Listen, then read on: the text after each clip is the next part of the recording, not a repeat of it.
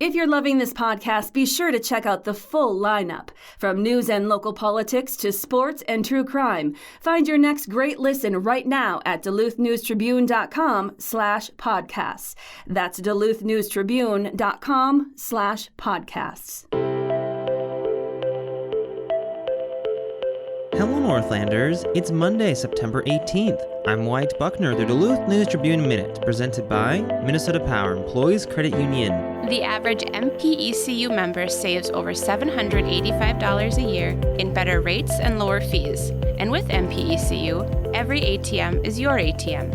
With their free checking program, you get ATM fee reimbursements at any ATM anywhere in the U.S. Check out Minnesota Power Employees Credit Union services online at mpecu.com or visit their offices in downtown Duluth, Arrowhead Road, or Miller Trunk Highway. Now here's a look at today's headlines.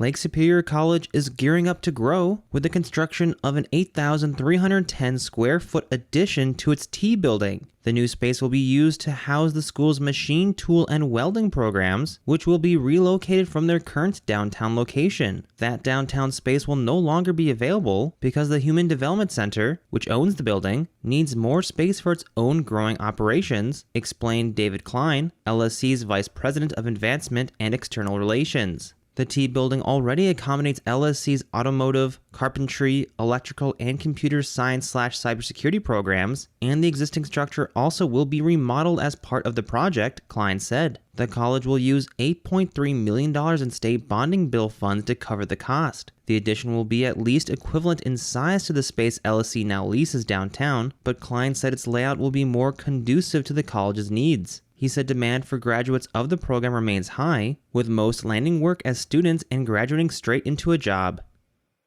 The Minnesota National Guard's 148th Fighter Wing celebrated 75 years of service to the state and nation on Sunday. On September 17, 1948, Minnesota's Adjutant General, Major General Ellard Walsh, read Special Order 144, reactivating the 393rd Fighter Squadron as the 179th Unit while 50 service members, mostly World War II veterans, stood in formation. The 140th Fighter Wing has since grown from having no buildings or aircraft upon its inception to having over 1,000 members in 66 career fields, providing an annual economic impact of over $100 million, according to a press release. Since 1960, the unit has supported Homeland Defense missions to include presidential support, 24/7 alert, supporting Super Bowls, space shuttle launches, and other key events, as well as operations in Iraq, Afghanistan, Republic of South Korea, Kuwait, Saudi Arabia, Oman, and Egypt. In a ceremony at the Duluth base on Friday, the American Red Cross honored the 148th Fighter Wing, along with Enbridge, for commitment to supporting military and veteran families. Since 2014, Enbridge employees have written over 6,000 letters and cards of thanks for the Red Cross Holidays for Heroes project.